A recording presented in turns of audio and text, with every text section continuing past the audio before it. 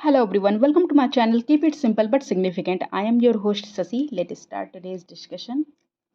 In which year the validity of the provisions in section 124A was upheld by a constitution bench of the Supreme Court in Kedarnath Singh versus State of Bihar case. Kedarnath versus state of Bihar case में section 124A के provisions को सही ठहराया गया constitution bench के द्वारा, जो supreme court की थी। ये कब हुआ था? तो ये 1962 को हुआ था। Answer is C. Which committee recommended for the establishment of a state finance commission for the allocation of finances to the panchayat?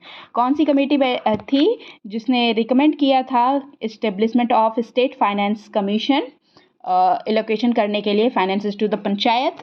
तो ये थी गदगिल कमेटी। गदगिल कमेटी ने ऐसा किया था और इन्होंने ये रिकमेंडेशन भी दिया था कि स्टेट इलेक्शन कमीशन की स्थापना होनी चाहिए। Who among the following past president of India never served as a chief minister of a state in India?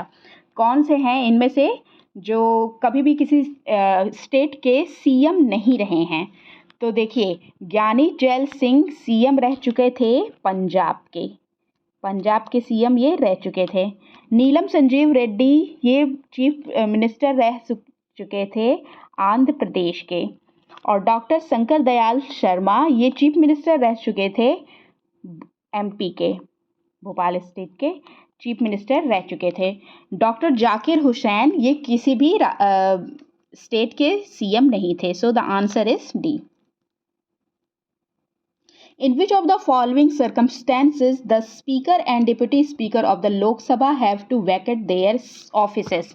कौन सा ऐसा सर्कमस्टेंस है जिसमें स्पीकर और डिप्टी स्पीकर को अपनी ऑफिस खाली करना पड़ेगा, अपनी सीट को खाली करना पड़ेगा लोकसभा में?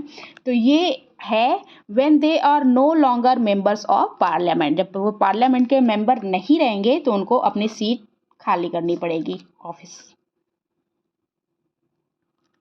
Which of the following are conditions for acquiring Indian citizenship? Indian citizenship को एक्वायर करने के लिए एक वर्ड है ब्रांड। ब्रांड से हम एक्वायर कर सकते हैं brand by birth, registration, acquire territory. अगर इंडिया कोई टेरिटरी बाहर की एक्वायर करता है तो वहाँ के पीपल जो होंगे अपने सिटीजन हो जाएंगे। Naturalisation and descendant.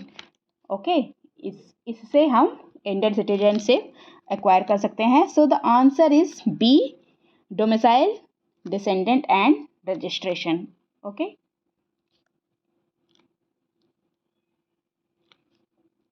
Under which article of Indian constitution panchayat were given constitutional status? तो आर्टिकल है ये आर्टिकल 243 जिसमें कॉन्स्टिट्यूशन में पंचायत को कॉन्स्टिट्यूशनल स्टेटस दिया गया और ये अमेंडमेंट हुआ था 73rd अमेंडमेंट एक्ट से ये दिया गया था। 1992 में ये हुआ था। ओके, और इससे जोड़ा गया कौन सा? पार्ट 9। कॉन्स्टिट्यूशन में पार्ट 9 जोड़ा गया। और स्केड्यूल कौन है? स्केड्यूल है ये 11, शेड्यूल 11 में, और 29 सब्जेक्ट दिए हैं पंचायत के लिए। और आर्टिकल हैं हमारे कॉन्स्टिट्यूशन में कौन कौन सा? 243 से 243O तक ये कॉन्स्टिट्यूशन में पंचायत के लिए आर्टिकल्स दिए हुए हैं।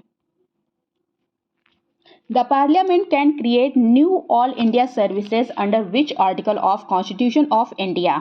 तो parliament knew all India services को क्रिएट करेगा किस आर्टिकल के तहत? तो ये आर्टिकल है 312। Okay, why all are included in jurisdiction of Lokpal? Lokpal के ज्यूरिडिक्शन में कौन कौन इंक्लूडेड होता है? तो ये prime minister, minister and member of parliament, ये सारे के सारे इंक्लूड होते हैं। So the answer is all of the above. Okay, which article empowers the president of India to appoint a special officer for linguistic minorities? Special officer linguistic minorities के लिए appoint होगा। ये किसके कौन सा आर्टिकल है? ये आर्टिकल है 350B। ओके, ये ऑफिसर जो अपॉइंट होंगे ये प्रेसिडेंट के द्वारा अपॉइंट होंगे और इनका जॉब होगा to investigate all matters relating to the safeguards provide for linguistic minorities, और ये अपनी रिपोर्ट्स जो सेंड करेंगे प्रेसिडेंट को देंगे ये। Who among the following was the first chairman of UPSC? UPSC के फर्स्ट चेयरमैन कौन थे? तो ये इनका नाम है sir Ross Barker. Answer is a. और कब? अक्टूबर 1 1926 में ये first public service commission was established on October 1 1926 under the chairmanship of sir Ross Barker. Okay, UPSC एक कॉन्स्टिट्यूशनल बॉडी है और जो कंडक्ट करती है प्रेस्टिजियस सिविल सर्विसेज एग्जामिनेशन, जिससे सेलेक्ट होते हैं आईएएस, आईएफएस, आईपीएस ऑफिसर्स। और ये हमारे आर्टिकल 315 में कॉन्स्टिट्यूशन में दिया गया है। और ये जो कॉन्स्टिट्यूट किया जाता है इसमें रहते हैं चेयरमैन और 10 मेंबर्स। इनको अपॉइंट और रिमूव किया जाता है प्रेसिडेंट के द्वारा।